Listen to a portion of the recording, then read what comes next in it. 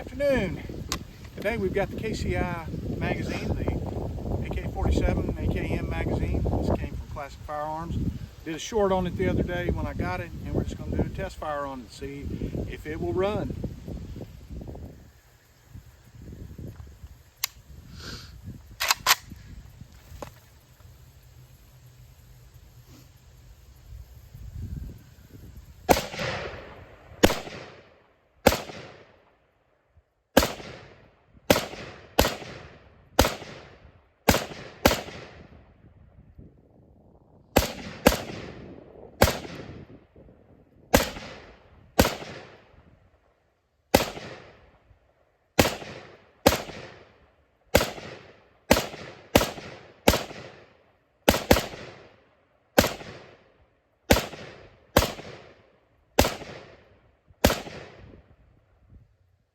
So far it's working good.